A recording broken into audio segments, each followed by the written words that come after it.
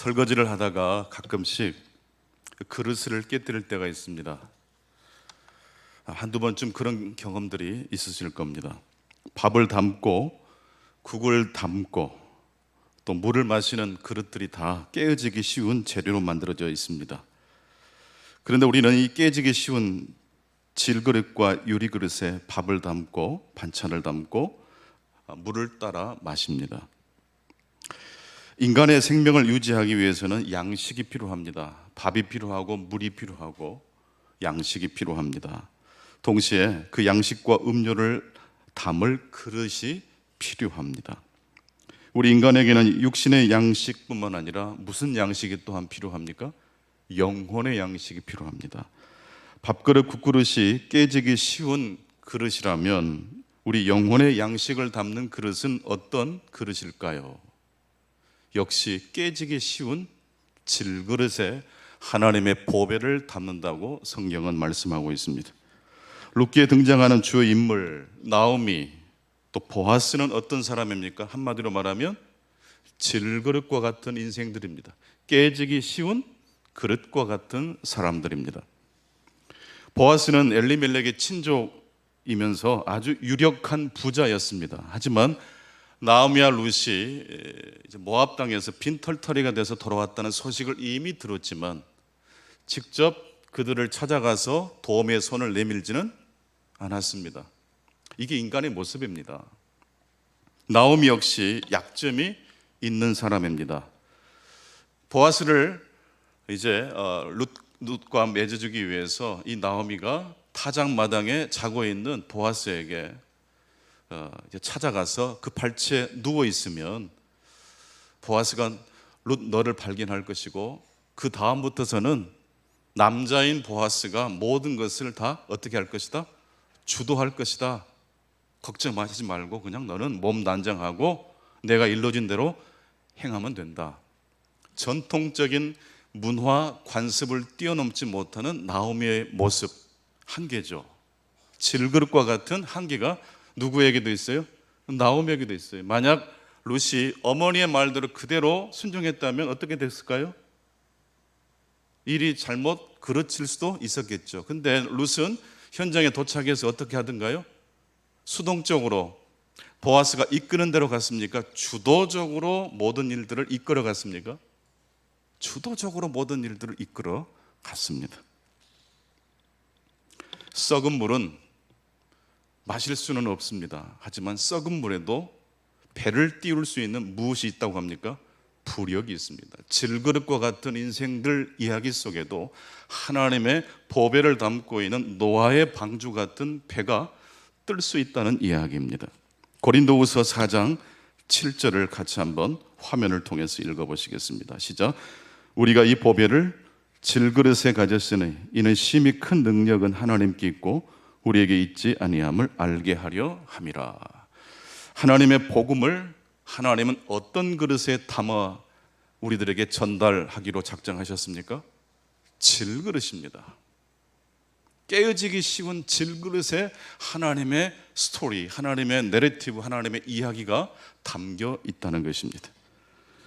셀리 맥페이그라는 여성 신학자가 그런 말을 했습니다. 현대인들의 문제는 하나님에 대한 확신이 없는 것이 아니라 현대인들도 하나님에 대한 존재를 부정하지 않는데요. 다 하나님의 존재, 초월적인 어떤 진리에 대한 관심이 다 있대요. 근데 왜 현대인들이 교회를 멀리하게 되느냐?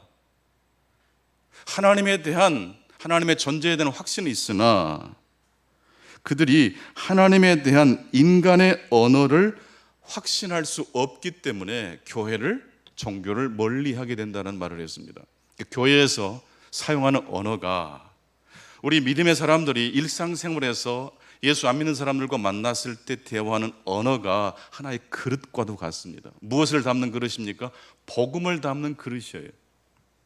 예를 들어서 이제 막 교회에 관심이 있는 사람이 여러분 주변에 나타났는데 그 사람에게 이렇게 턱 말을 합니다. 술도 끊고 담배도 끊어야 돼. 그러면 그 사람은 온전히 하나님에 대한 갈망을 그분의 이야기를 통해서 충족할 수 있을까요? 오히려 방해를 받을까요? 여러분, 담배 피고 교회 나와도 됩니까? 담배 끊을 때까지 교회 나오면 안 됩니까? 술 한 잔씩 하실 수 있겠죠. 근데 술 끊고 하나님 앞에 나와야 됩니까? 아직은 끊지 못하더라도 하나님 앞에 먼저 나올 수 있습니까? 다들 속으로 대답을 하신 이유는 뭡니까? 다들 끄덕끄덕 하신 거 보니까 우리 충광교회는 앞으로 수많은 영혼들이 이 교회를 찾아올 만한 여건이 갖춰진 줄로 믿습니다. 믿는 사람들의 언어가 중요해요. 질그릇과 같은 언어, 깨어지기 쉬운 유리그릇과 같은 언어로 복음을 담아야 돼요. 인간의 언어를 마치 하나님의 언어처럼 강조하는 사람들이 있어요. 그걸 가지고서 율법주의라고 이야기합니다. 신에 대해서 말하려면 깨어지기 쉬운 질그릇과 같은 언어와 이미지를 사용해야 한다는 것입니다. 또한 깨어지기 쉬운 인간의 언어를 절대화할 때 현대인들은 교회에 실망을 하고 멀어지게 된다는 것입니다.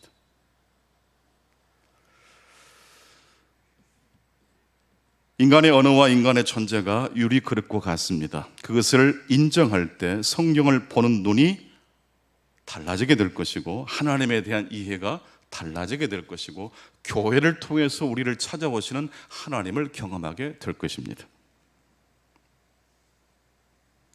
오늘은 지난주에 이어서 장애물 뛰어넘기 두 번째 말씀을 대언하겠습니다. 우리가 뛰어넘어야 될 장애물이 있습니다. 오늘 본문을 통해서 우리들이 생각할 첫 번째 장애물은 무엇입니까? 바로 그것은 인간의 언어와 존재 자체가 장애물이라는 것입니다. 현대인들은 하나님에 대한 갈망과 하나님에 대한 목마름이 있고 하나님의 존재에 대한 확신이 있지만 하나님에 대해서 설명해 주는 인간의 언어가 만족스럽지 못하기 때문에 교회를 멀리한다는 이야기를 방금 제가 말씀드렸습니다. 비트겐슈타인이라는 철학자는 그래서 말할 수 없는 것에 관하여는 침묵해야 된다는 말을 했습니다. 합리적으로 설명할 수 있는 것만 말하지 초월적인 이야기는 차라리 침묵하는 게 낫다. 하지만 성경과 기독교의 신앙은 끊임없이 말할 수 없는 것을 끊임없이 말하라고 말씀하고 있습니다.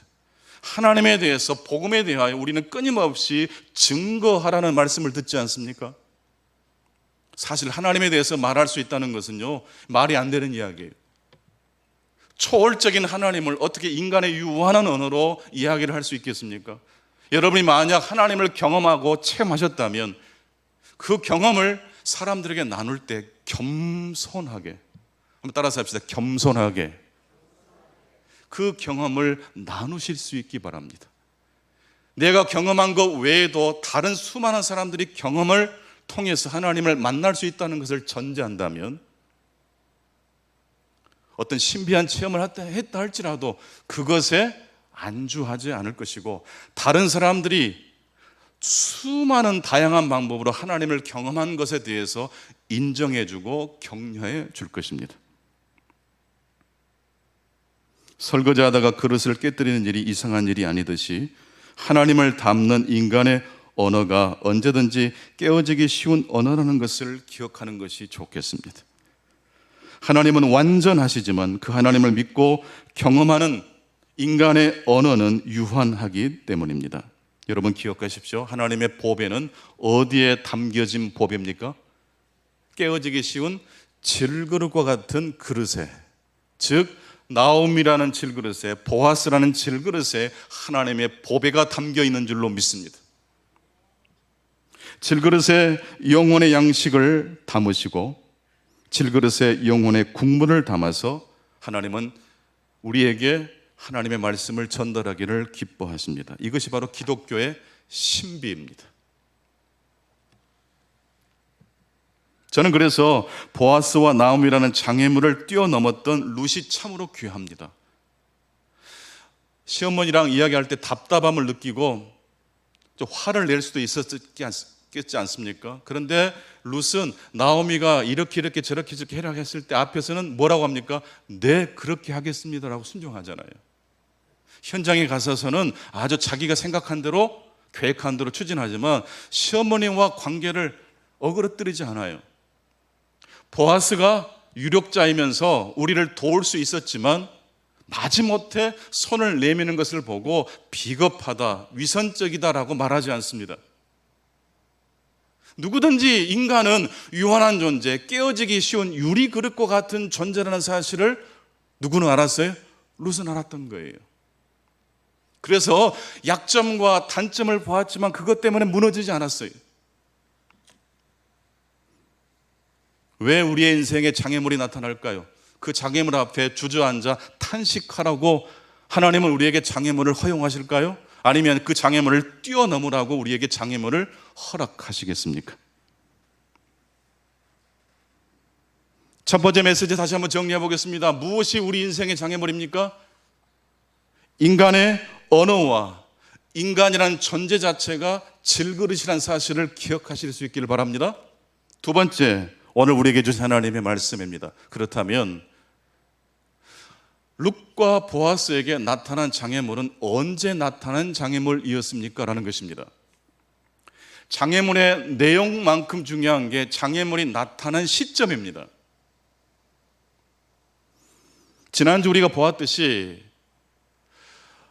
보아스를 우연히 만났던 룻이 시어머니와 함께 이야기하다가 적극적으로 마음을 바꾸죠. 이제는 내가 직접 수동적으로 만난 게 아니라 능동적으로 타작마당에 누워있는 보아스를 찾아가서 그에게 프로포즈를 하리라.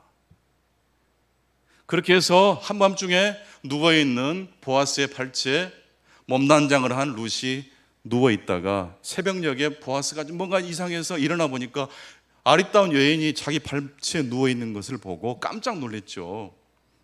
그리고 두 사람 사이에 오고 가는 대화. 당신은 누굽니까? 나는 룻입니다. 당신의 날개로 저를 덮어주십시오. 하나님이 지난번 당신이 나에게 하나님의 축복을 빌어줬는데 그 축복이 당신을 통해서 나는 하나님이 복 주시기를 원합니다. 그리고 이제 이어서 당신은 우리 기업을 물을 자라는 조건도 갖추고 있는 사람입니다. 두 가지 이야기를 했습니다. 그러자 이 보아스가 깜짝 놀라면서 그런 한편으로는 이 룻에 대하여 평상시 호감을 가졌던 것 같습니다. 네가 나이 많은 사람이 아니라, 나이 적은 사람이 아니라 나와 같이 나이 많은 사람에게도 이렇게 마음을 조건 없이 다가온다는 것이 너무 놀랍고 감사하구나, 그런 표현을 해요. 그리고 네가 지금까지 했던 모든 일들을 내가 다 알고 있는데 내가 너의 마음을 알고 있다. 두 사람이 이제 호감해서 서로를 애틋하게 좋아하는 단계로 이제 딱 진입을 했습니다. 이제 뭐만 하면 끝나요? 결혼식만 하면 돼요. 그런데 갑자기 불쑥 장애물 카드를 보아스가 내밉니다. 그런데 한 가지 해결해야 될 문제가 있다고. 나보다 더 가까운 친족이 있어서 그 사람에게 물어봐야 된다고. 그 사람이 만약 기업 물을 자격을 포기하면 그때 내가 하나님 앞에 맹세하는데 내가 당신과 결혼을 할 뿐만 아니라 당신의 기업을 사서 대대로 이 기업이 이어지도록 내가 하겠다라고 약조를 합니다. 그 다음 이야기가 오늘 본문의 이야기인데 오늘 본문을 읽지 않은 것처럼 한번 여러분 생각하시고 저를 한번 따라와 주시면 좋겠습니다. 보아스보다 더 유력한 자, 더 가까운 친족이 나타난 이 장애물을 보아스는 뛰어넘었을까요? 뛰어넘지 못했을까요? 오늘 이야기를 다 여러분 결론을 다 아셨으니까 뭐 대답을 그렇게 하실 수 있는데 만약 룻기 1장부터 3장까지만 읽은 채로 오늘 제가 이런 질문을 던졌다면 여러분들 어떻게 대답하실 수 있겠습니까?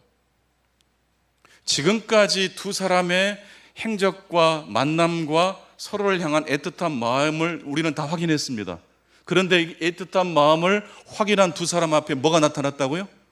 장애물. 근데 이 장애물은 이 두 사람에게 장애물이 될까요? 장애물이 될 수 없을까요? 라는 질문입니다. 좀 더 쉽게 풀어서 말씀드리자면 서로 마음이 이제 뜨거워졌어요. 떼어놓을 수 있을까요, 없을까요? 두 사람이 이렇게 서로 호기심을 넘어서 사랑하는 단계로 돌입했어요. 두 사람 사이에 장애물이 나타났다고 해서 두 사람을 떼어놓을 수 있을까요, 없을까요? 오히려 두 사람을 더 하나 되게 하는 효과를 발휘할 거예요.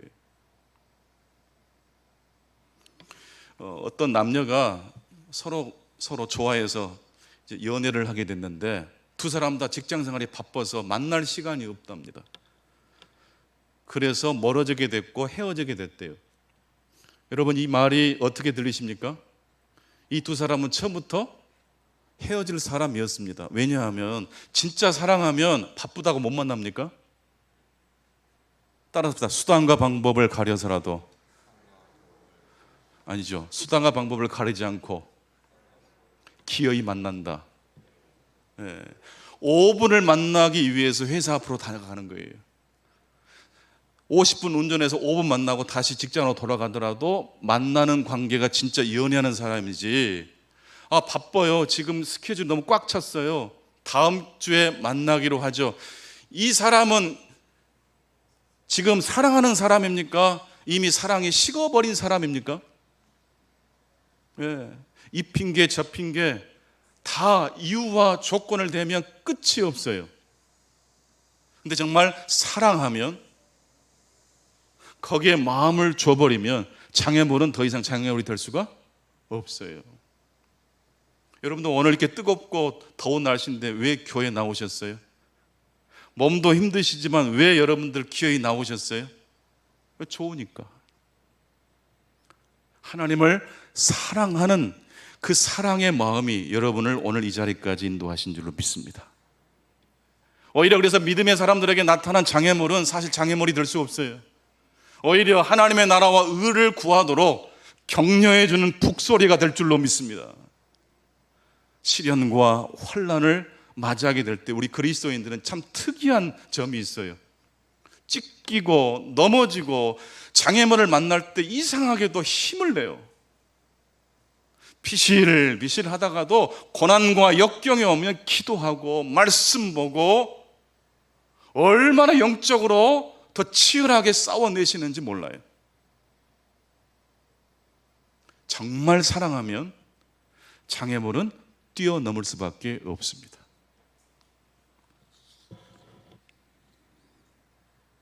자, 이 이야기가 바로 룻기 2장 11절과 12절 그리고 룻기 3장 9절과 10절에 계속해서 그 스토리가 이어서 나오고 있습니다. 이미 마음을 서로 주고받은 보아스와 룻은 더 이상 장애물이 그들을 뛰어넘을 수가 없게 된 것입니다. 룻기 3장 12절입니다. 참으로 나는 기업을 물을 자이나 기업 물을 자로서 나보다 더 가까운 사람이 있으니, 내가 당신을 사랑하고 또 당신이 말한 대로 책임을 다 하고 싶은데 단 한 가지 장애물이 있습니다. 나보다 더 가까운 친족이 있습니다.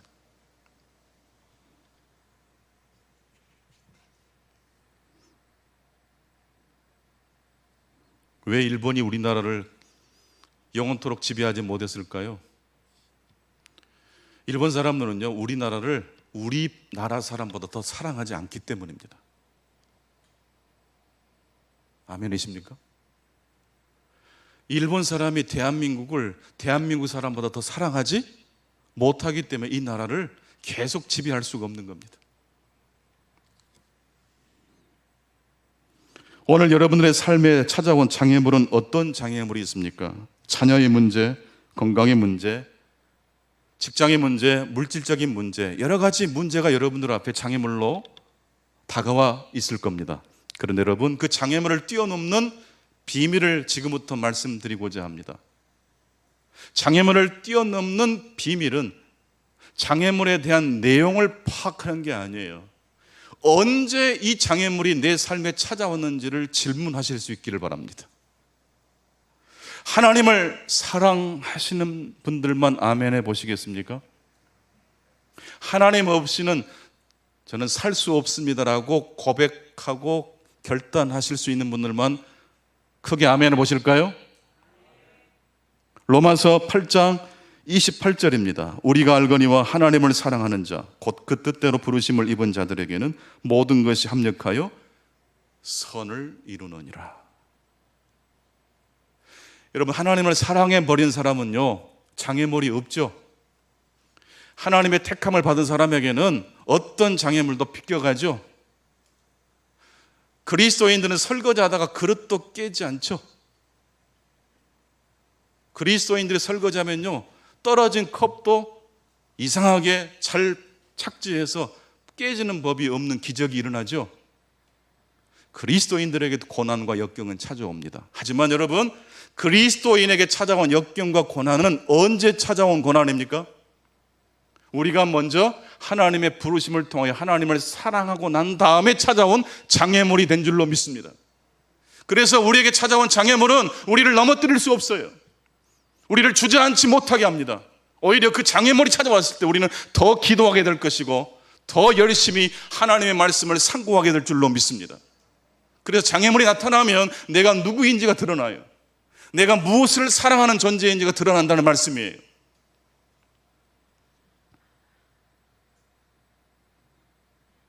자녀도 소중하고 물질도 소중하지만 우리는 그것보다 더 하나님을 사랑하는 사람인 줄로 믿습니다. 그 질서가 뒤바뀌면 우리는 장애물에 넘어져요. 그런데 모든 문제보다 더 크신 하나님을 사랑하기 때문에 우리는 장애물을 뛰어넘게 되는 것입니다.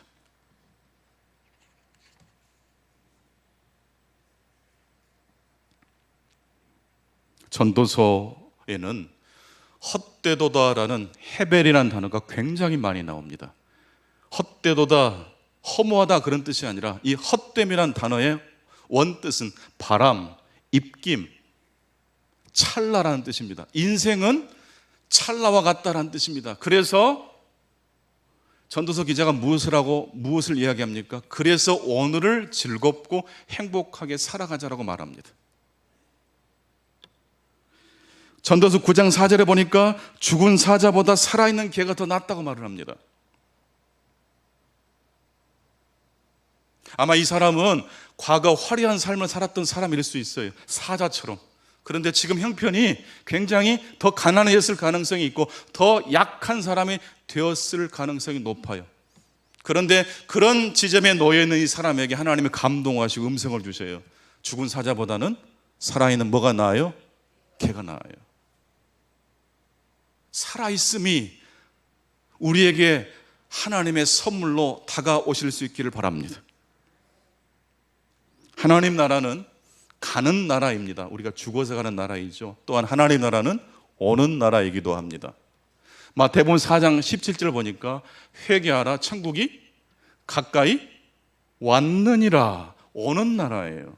죽어서 가는 나라일 뿐만 아니라 하나님 나라는 지금도 이 세상에 침투하고 있는 나라인 줄로 믿습니다. 여러분이 기도하실 때에 고난과 역경과 장애물을 만났을 때 그 장애물을 뛰어넘는 그 순간순간마다 하나님의 나라가 임재하고 있는 줄로 믿습니다.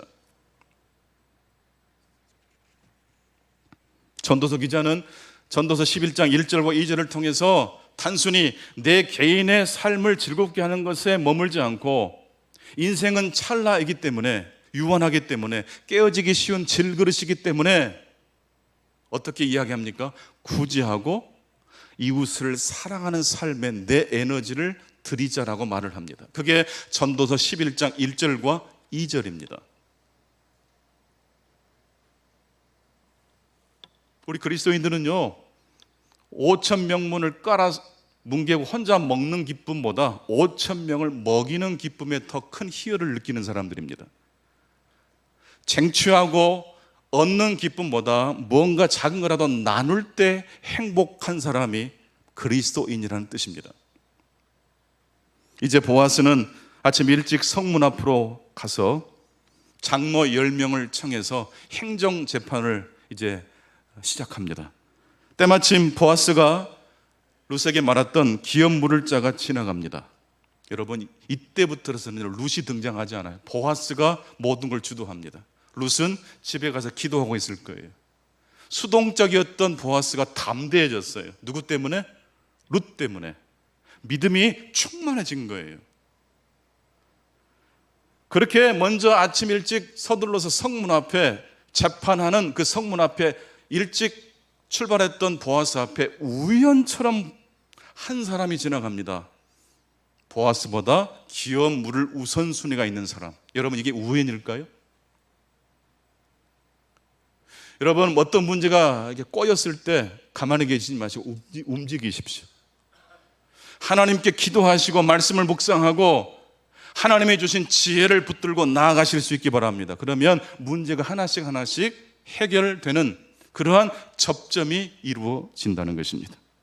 룻기 4장 1절에 아무개여 이리로 와서 앉으라 라고 보아스가 그 아무개를 향해서 말을 합니다.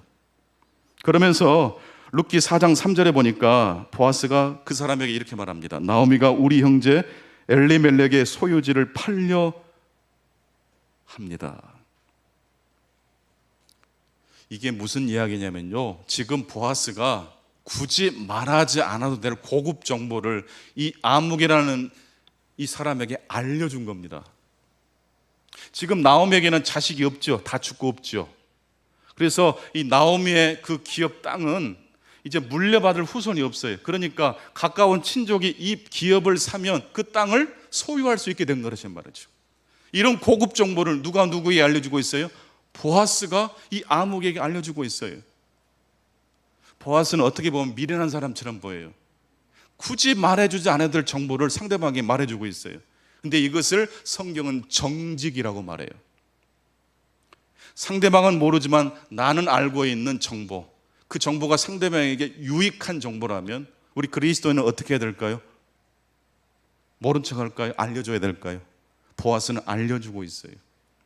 그랬더니 이 아무개라는 사람이 이 기업을 물려받겠다는 겁니까? 사겠다는 겁니까? 안 사겠다는 겁니까? 사겠다고 선언을 해요.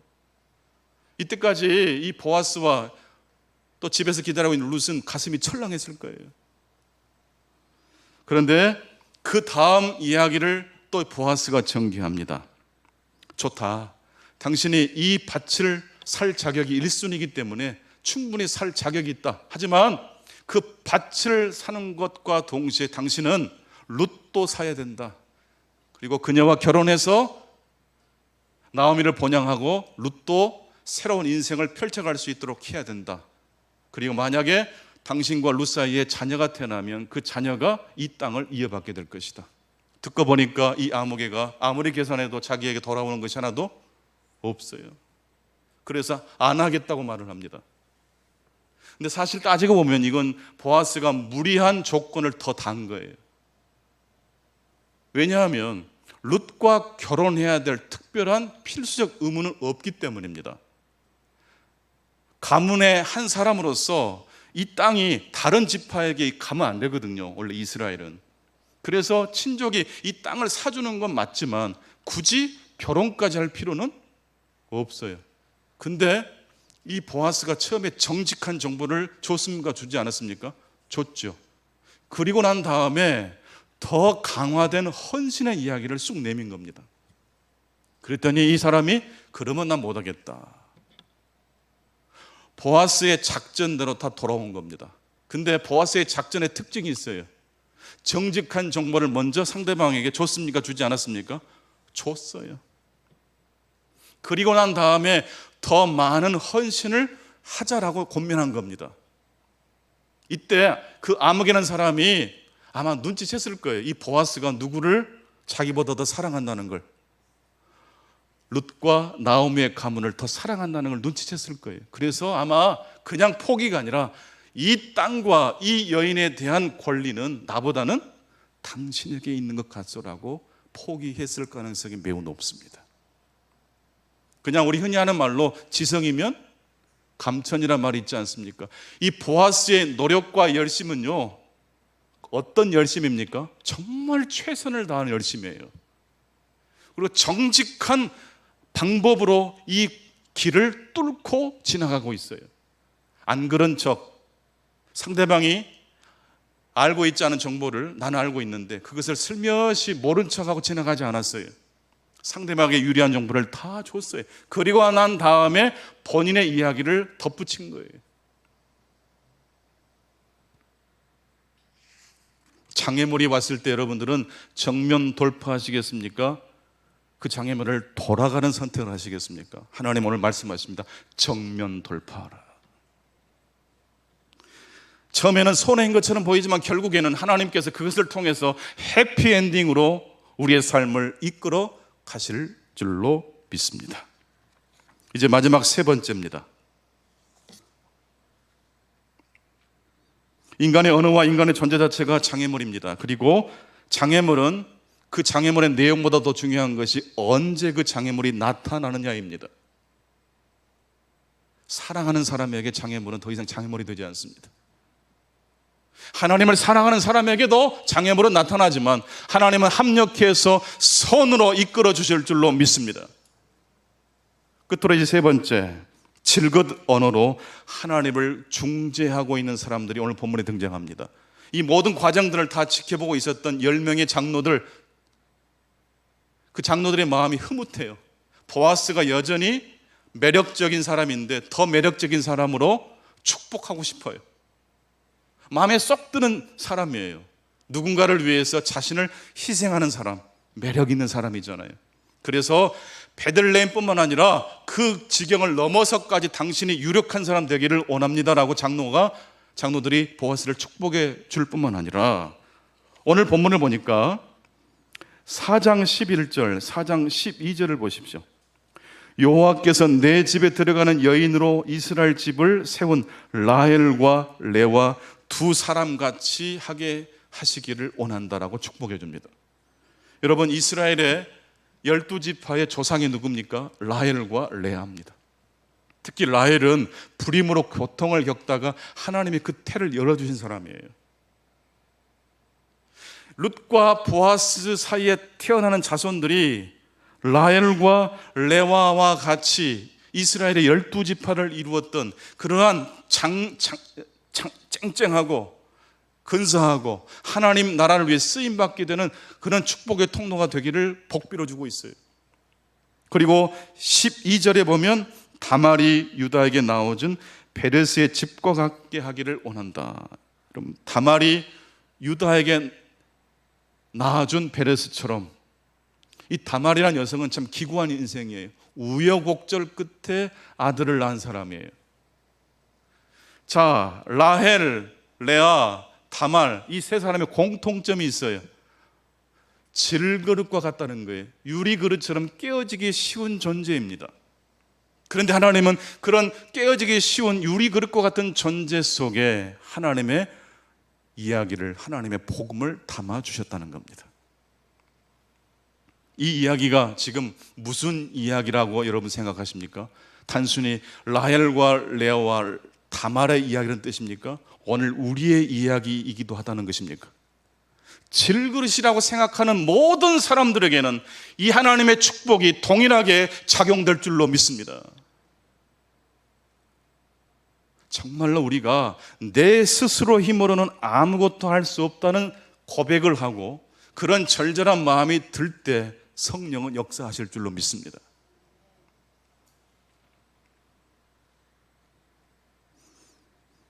우리는 깨어지기 쉬운 유리 그릇과 같은 사람들입니다. 그렇지만 그런 깨어지기 쉬운 질그릇과 같은 존재와 언어로 하나님은 우리를 하나님 나라를 중재하는 사람으로 세우시기를 원하십니다. 그래서 여러분, 교회에 와서 만나는 성도들이 반가우세요? 반갑지 않으세요? 엄청 반가우시죠? 왜 그럴까요? 그 깨어진 그릇 속에 무엇이 있기 때문입니까? 보화가 담겨 있기 때문이에요.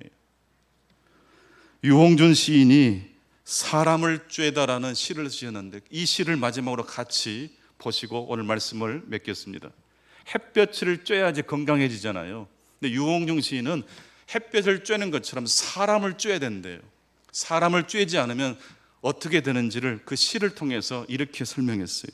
먼저 제가 한번 읽어보겠습니다. 사람이란 그렇다. 사람은 사람을 쬐어야만 산다. 독거가 어려운 것은 바로 이 때문. 사람이 사람을 쬐을 수 없기 때문, 그래서 오랫동안 사람을 쬐지 않으면 그 사람의 손등에 검버섯이 핀다. 얼굴에 처승꽃이 핀다. 허름한 대문간에 다 늙은 할머니 한 사람 지팡이 내려놓고 앉아 지나가는 사람들을 바라보고 있다. 깊고 먼 눈으로 사람을 쬐고 있다. 여러분, 왜 신기하게도 우리는 주일날 예배드리러 교회 나오면 없던 힘도 힘이 날까요? 사람을 쬐기 때문에 그래요. 질그릇 속에 보화를 담아 놓으신 하나님의 복음의 핵심을 온몸으로 경험하는 시간이 매주일 예배를 통해서 경험되시기를 축원합니다. 지금까지 여러분들은 그냥 행복했어요. 말하지 못할 어떤 신비한 힘으로 교회만 오면 힘이 나요. 근데 오늘 제가 설명해 드렸어요. 그 왜 행복한지에 대한 주석을, 해설을 제가 해드린 것 뿐이에요. 질그릇 속에 담긴 하나님의 보화의 비밀이 레와 라헬, 그리고 다말, 그리고 보아스와 룻과 나오미에게 뿐만 아니라 오늘 저와 여러분의 삶에도 그렇게 역사할 줄로 믿습니다. 그래서 한번 좌우로 한번 옆에 사람을 보시면서 고백하시겠습니다. 참으로 아름다우십니다.